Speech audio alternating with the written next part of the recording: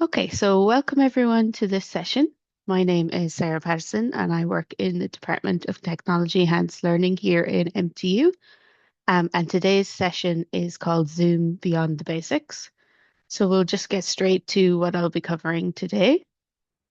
So I'm just going to be covering things that aren't not the basics of Zoom, of how to use Zoom, but things you might not know about when you use Zoom every day. And then they might be useful to you to go and use after this call. So I'll be covering things like Zoom virtual office hours, scheduling meetings outside of Canvas. You might not know that you don't have to use the Zoom tab in Canvas to schedule a meeting. You can do it from the Zoom website. Zoom Notes, which is a relatively new tool that you can use to take notes during a Zoom call, and they can be collaborative. The Q&A tool, which is something that used to be only available in webinars. It's now available in all Zoom meetings. Zoom Whiteboards as well. That's been around for a while. Basically, that you can use a whiteboarding tool while using Zoom. Slide control, where you can get somebody else to control slides while you're presenting in a Zoom call.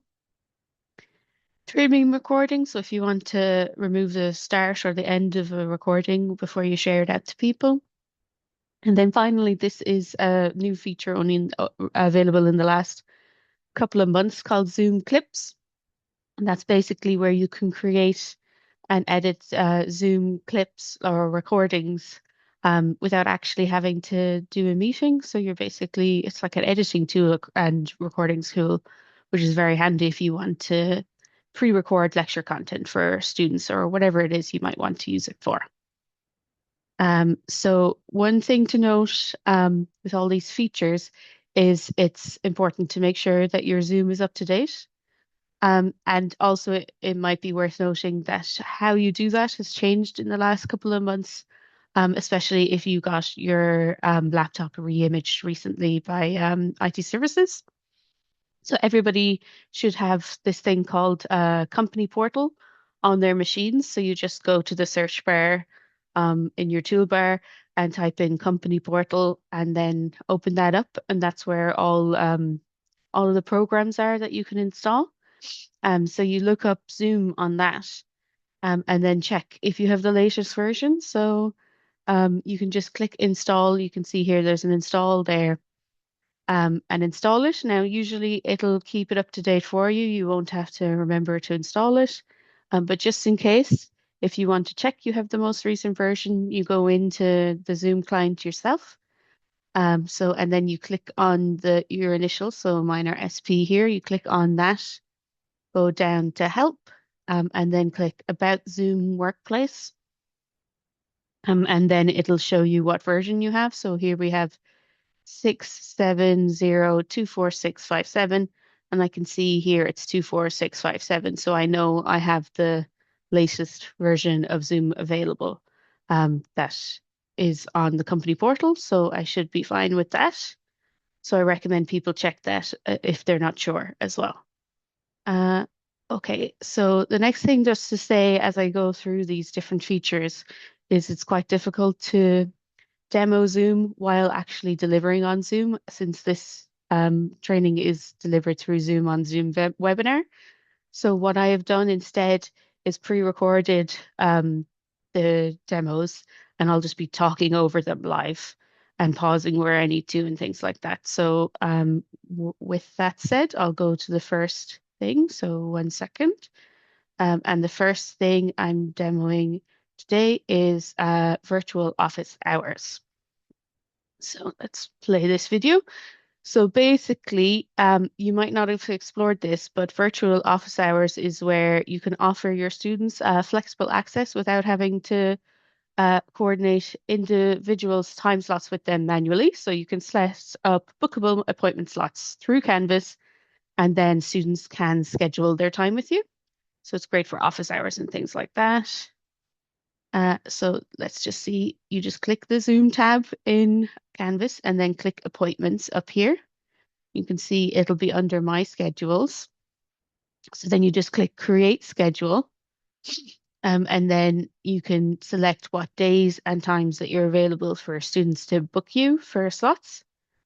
So say you're available every Tuesday, and then you just select the slots you're available from. So here I'm selecting 2 o'clock, to what time? 5 o'clock every Tuesday. And then I can say from whatever start date. And then it can repeat every week. So if you click the N repeat on and then select a date, so you just see I've done that. So that means it'll be every week at that time. I'll be available between those times. And just to say as well, that's not one slot. It's just all the time you're available, and then they book slots between those times. So you can see here, I'm choosing a duration. So we'll just wait as I click that. So say they're 30-minute slots, and then you can give your event a name. So I'm just calling it office hours. You can give a description if you want to, and then click create. And then that means that you're available in 30-minute slots um, every Tuesday between those times. And basically, then when a student tries to book with you, they just click this appointments tab on the Zoom tab, and they'll see on every Tuesday they'll see a bunch of different 30-minute slots that they can book with you. And then once one student has booked one, then that one won't be available anymore for a certain week. So it's very handy to do if you want to allow students to book individual calls with you. So the next thing is scheduling a Zoom meeting outside of Canvas. So this is useful if you want to have a meeting with a colleague or have an event or something that isn't related to a particular module. So I'll just show you how you do that. So we have a Zoom website that you can go to. You might not have gone to it before, but it's basically you go to telcit.zoom.us. So we'll just wait a second. It's going to zoom into that in a moment. Yeah, so telcit.zoom.us. And then you can sign in using the credentials that you use for signing into Canvas and Outlook, etc. And if you're already signed into Canvas, it might automatically log you in like it has here. And then from there, you'll see you have a bunch of settings that you can look at, but I'm just showing you how to set up a meeting. So you'll just click the Meetings tab on there. So we'll just wait for me to click the Meetings tab.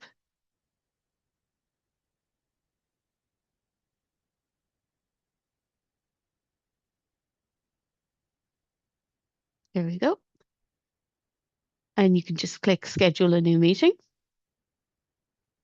And you'll see it looks quite similar to when you're scheduling a meeting through the Zoom tab in Canvas. You're just doing it through this website instead, and it's not connected to that module. So you can just add in a topic and all the time information. You can make it recurring again if you want to, if you have a weekly meeting with colleagues or something like that. You can see here I'm just selecting times. And then I'll go down. You can see it just like in the Canvas version, you can select whether only MTU Cork students or staff can access or all authenticated users. And just to explain what all authenticated users means, in case you don't know, basically, due to security reasons, we don't allow guests into Zoom calls. What I mean by that is if somebody tries to join a Zoom call and they don't have a Zoom account at all, if they're just trying to join without signing into Zoom, they won't be able to. But if you want to have a meeting with someone external to MTU, you can still do that as long as they have some kind of Zoom account that they're logged into. So it could be a work account, could be a personal account, any kind of Zoom account, as long as they've authenticated into it. So as long as they've logged into Zoom, and that's just for security reasons. And then finally, I'm just showing there's some extra settings here. So you could automatically record the meeting in the cloud. That's something that's on offer as well. If you are doing it from Canvas, then you just click Save. And then you'll see here the invite link is just down here. So you can copy that link and send that to whoever you want to join the meeting as well. So it's quite simple to do that from the Zoom website without using the Canvas site. So the next thing is the Zoom Notes feature. So basically, this is using being able to write notes during a call. So these can be just you taking notes, or maybe taking minutes during a meeting, or it can be collaborative. So I'll show you now. So as you can see here, I just have a regular Zoom meeting open, and I'll be finding the notes. It's just down here. You can see at the bottom, there's a notes icon. And if you can't find the notes icon there, then it'll be under more. If you haven't used it before, it's usually under more.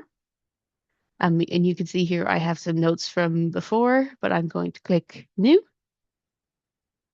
and then it'll open a new note. And you can see here, it's just a basic little document type thing with some basic editing options on it. So I'm just typing notes here, there. And then if I want to, I can share it as well, I think.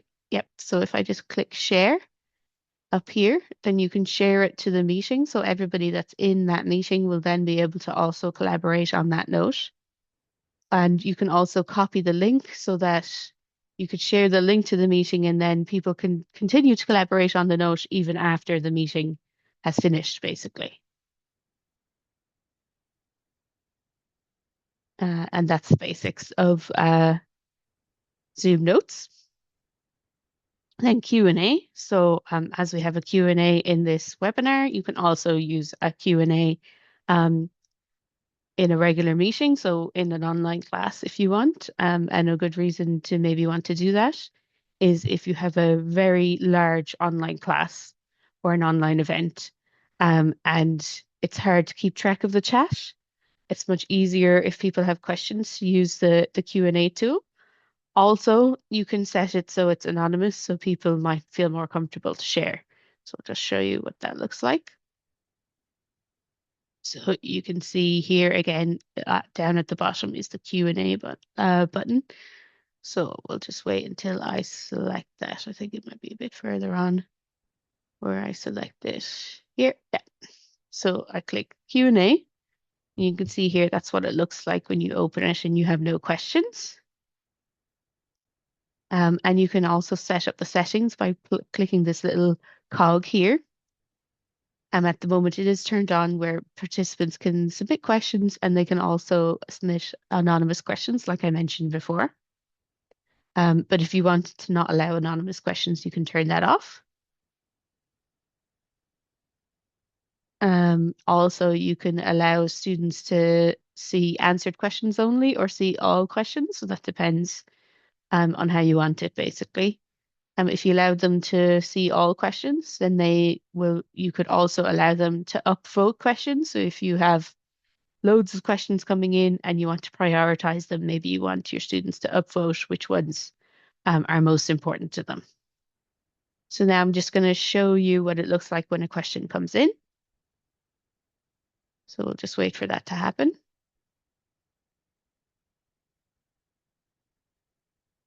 So we have, when is the assignment come in? So you have two options when you're answering someone. You can answer live, so just like as I'm talking now, or you can type out an answer to them. So if you select answer live, there'll be a little text underneath the question saying this question is going to be answered live. And then you can click once you have answered it, or you can type out the answer by clicking type answer. You can send it privately or publicly to the person. But I'm going to click answer live. So you see it says you would like to answer this question live. And so then you just answer the question. And once you're finished answering, you can click done and it goes into the answered tab.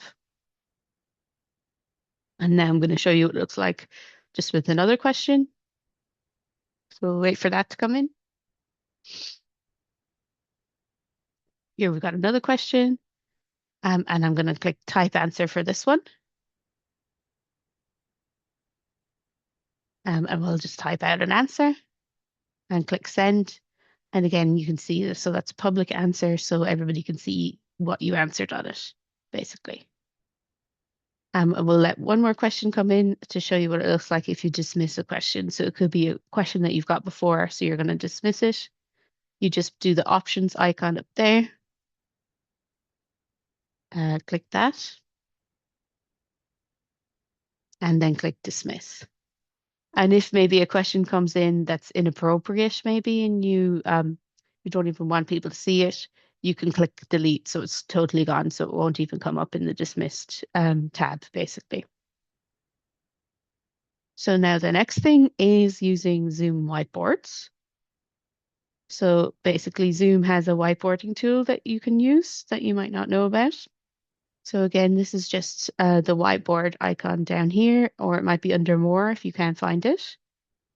You see just where you click more. So I'm just pressing the up arrow and to show the settings. So I can set it to allow participants to share whiteboard, host only, or all participants. I can also select who can initiate a new whiteboard in the meeting. So host only, internal users, or all participants. And then allow commenters and viewers to facilitate the meeting as well. So then I'll just click new whiteboard down here, and it's going to load up a whiteboard. And then you can see there's some welcome stuff there that'll come up if it's your first time using it. So I'm just going to exit out of that stuff and just show you the share options on it. So I'll just click share. You can see at the moment, everybody in the meeting has persistent access, so they can access the whiteboard. You can see up at the top here, I'm just going to pause. I have myself on the meeting, and then I have a test account just to show you what it looks like when a test account is using like when a student is using the whiteboard. You can also add in extra people that can access the whiteboard. They don't even have to be in the meeting, I don't think, because this whiteboard is accessible after and outside of the meeting. So you can type them in there. And then you'll see on the left-hand side, you have all the different options of what you can push into the whiteboard, basically. So we have a select tool, we have a pen tool. So I'll just demonstrate drawing with the pen tool. We've got highlighter as well, an eraser. So I'm just going to erase things there. And a lasso. So if I just draw something again, I can do the lasso around it to select it, basically. And I'm just showing how to delete that like that as well. Also with the pen, you can change the color, of course, and the stroke style. So that's basically how heavy the stroke is. And then there's shapes as well. There's a bunch of shape options if you want to add those. Also line options. Here's just me adding text. So I'm just typing out hello. And then I'm just going to change the size of the text. And I realize there I just have to highlight the text to do that. There we go. You can add equations. You can add sticky notes, which are quite popular when you're doing whiteboards. So you could put text on that sticky note. Here I'm just adding a comment as well. So if you want to comment on other people's work, you can do that. You can add frames as well. And also there's a bunch of templates that you could use. And you could upload pictures and things into it. And finally, it's just stickers that you can add into your whiteboard. So now I think I'm going to switch and show what it looks like when someone else is using the whiteboard. So someone in your meeting is using it that isn't the host. So that's Sarah Test there. So here I am acting as Sarah Test. And basically you can see a little icon of my cursor on the whiteboard. So you can see, so if you had everybody in a meeting contributing to a whiteboard, you'd see those little icons with their names on them as they're using it, basically. And they have the same editing abilities as you, if you allow them to have it, basically. And we're nearly at the end now. So we'll just show you as well, if you click share and click copy link, then you can allow people to access the whiteboard outside of the meeting basically afterwards. And it can be only people with access during the meeting to be able to access it after, or you could have basically anybody in MTU be able to access it after. Okay, so the next thing is sharing slide control. So basically, this is when if maybe you have a colleague in a meeting where you want to let them to be able to control the slides as you present, basically. So to do that, when you click share screen, instead of selecting one of the screens, which is what I typically do when I'm sharing in a meeting, but if I want to allow someone else to control the slides, what you need to do is open the slides that you have. So open PowerPoint or whatever I think it'll also work with Google Slides. Open that up and then select that as the thing you're sharing, not the screen. And when you do that, that means that you'll be able to give them access. You click share, and then you see there's an icon here called slide control. I'll go back and just show you that again. Slide control here. So when you click slide control, you'll be able to, and I've just blurred out the person's name, but you'll be able to assign slide control privileges to a co-host in your meeting. So you just click their name and then they'll be able to go through the slides for you. Um, so I'll just show that.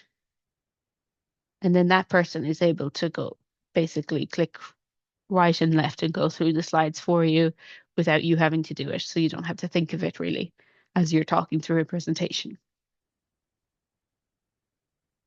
The next thing is using slides as a virtual background. So you probably know that you can share your slides when you're in a meeting and then have your camera on a separate camera. But maybe you don't want to do that. Maybe you want to impose yourself in front of the slides so that you're all looking at one screen. So you can do that quite easily. So just to show you, when you share, you go to the Advanced tab when you're sharing, and it's PowerPoint as virtual background that you're going to click on. See that there, PowerPoint as virtual background. Click Share, and then select the slides that you want to share. And then you can see here, my face is in front of the slides rather than a separate video as well. And then I can just go through my slides and I'll continue to be in front of the slides. So that might be a way you want to share things rather than having a separate video to the slides. Next thing is trimming a Zoom recording. So if you have had a class or a meeting and you want to trim out the start, maybe where there's small talk or something where you haven't started presenting, maybe you want to trim out the end where there was questions or something like that. You can do that quite easily. So I'll show you how to do that. So you go to the telcit.zoom.us that I mentioned earlier and sign in. And then you go to the recordings and transcripts tab on that and click into the recording that you want to trim. So that's where I am now on this. And then what I need to do is just click on the recording itself. And then I'll be able to make the trim. So you can just wait for me to click into the recording.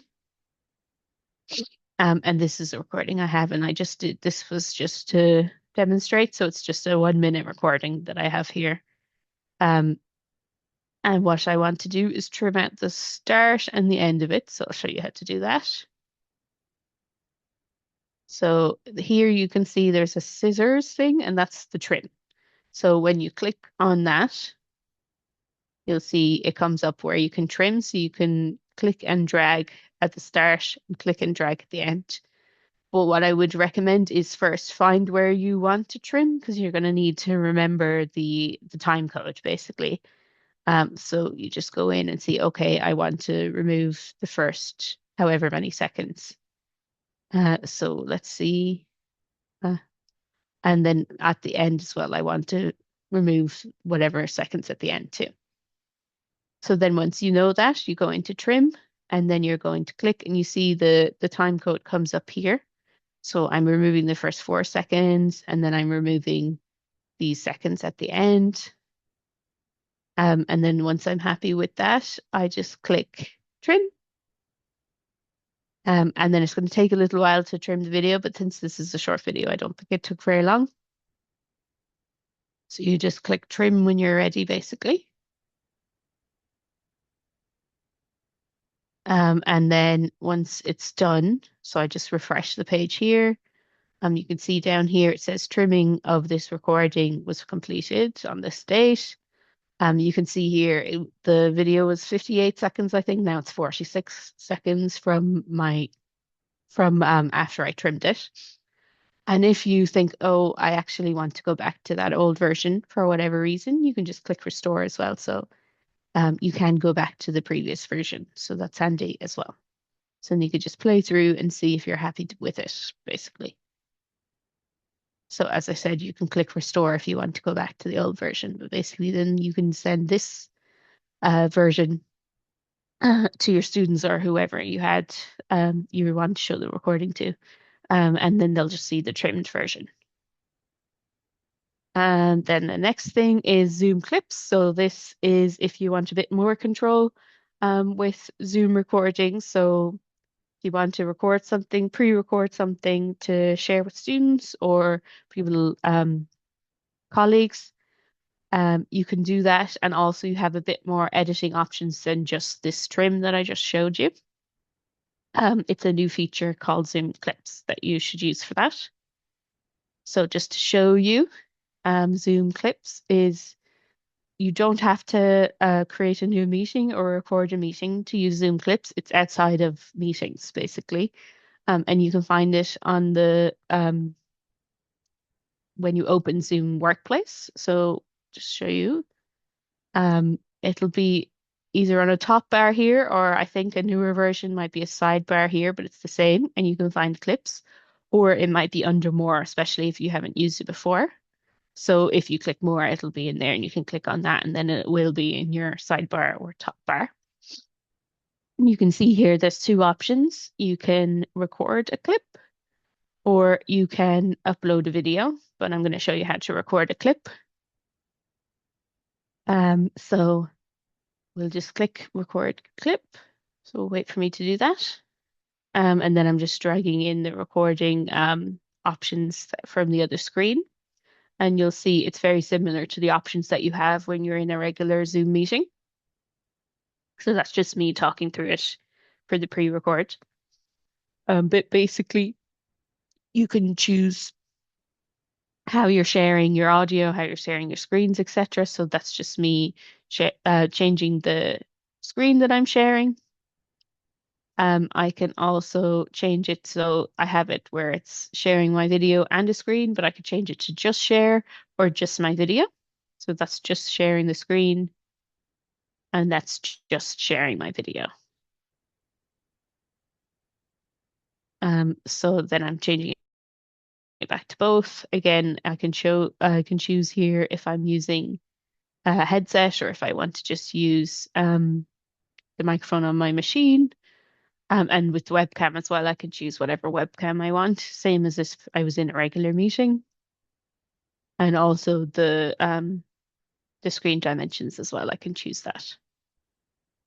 The quality. Down in advanced settings, these are very similar to what you would choose for a Zoom meeting as well. So you can put in virtual backgrounds, touch-ups, mirror videos, etc.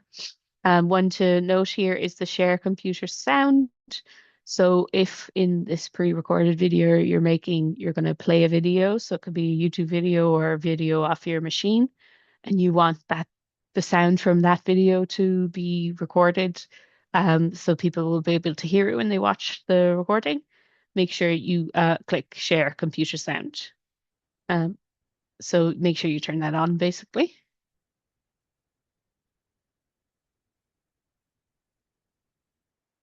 So I'm just showing that. And then when you're happy with all your settings, you can just click start recording. And then your screen will be recorded or whatever you've selected. And this is the recording monitor here I'm just showing you.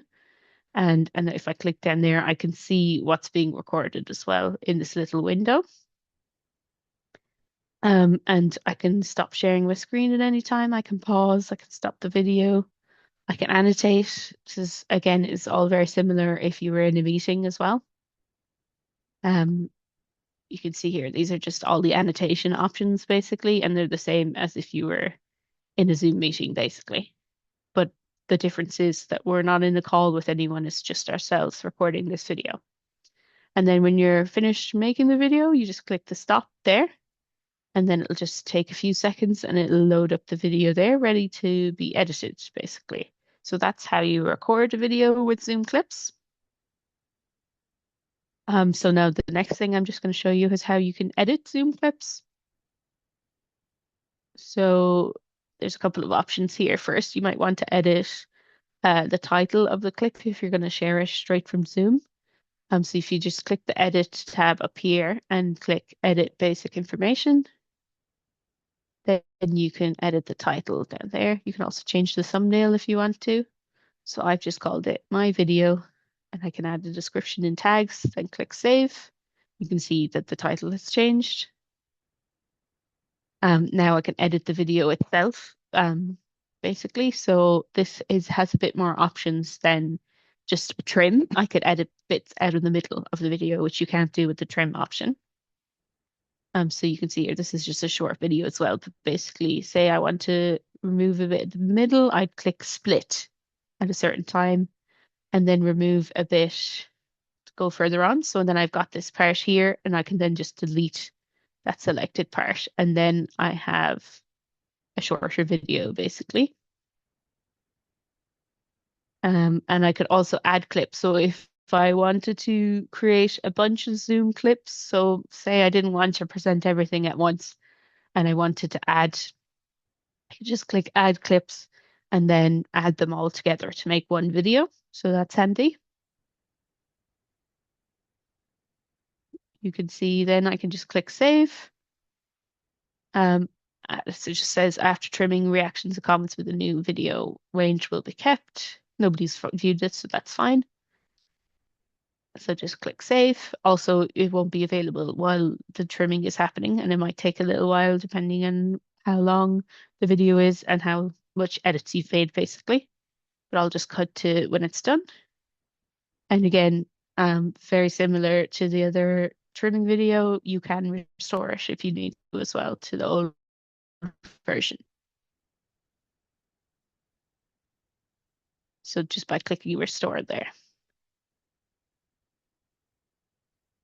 Just to show as well, chapters. So if I click chapters up here, basically I can add certain timestamps that have topics so that people can jump to certain bits of the video, basically. So the start I would just call introduction. So there always has to be a chapter at the start, basically. And then I'll add a new chapter and I'll just change where that is. And I'm just going to give it a topic name. So I just type in topic here and then click save. And then you'll see you can click on each of those headings and it'll jump to that point in the video. You might have seen this in YouTube videos as well. So it's very similar to that. And that's basically the basics of editing a Zoom Clips video. And then finally, I'm just going to show you how you can share Zoom Clips. So to share your Zoom Clips, you can see up the top here, we've got the share button. So just click that. And you can do link access. Anyone with the link can copy the link and then they can share that with people. Or you could change it with to anyone with access or anyone in empty use. So you have three options there that you can use basically. And then you can just copy that link and share it with people and they'll be able to watch the video.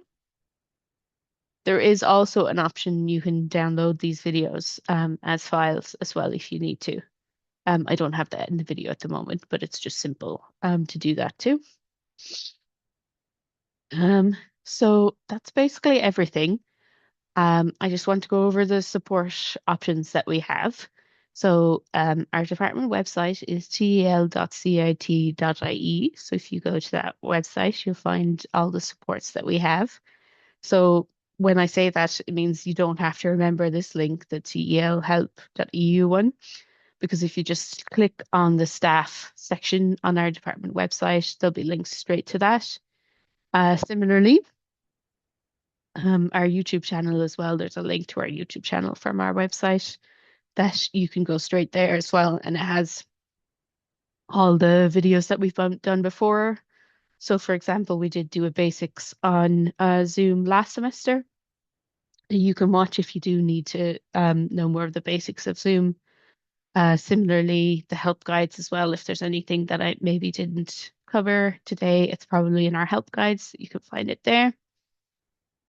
So that's basically it. So I'm going to stop recording there so that people can um, ask any questions, but thank you for coming. So just stop recording.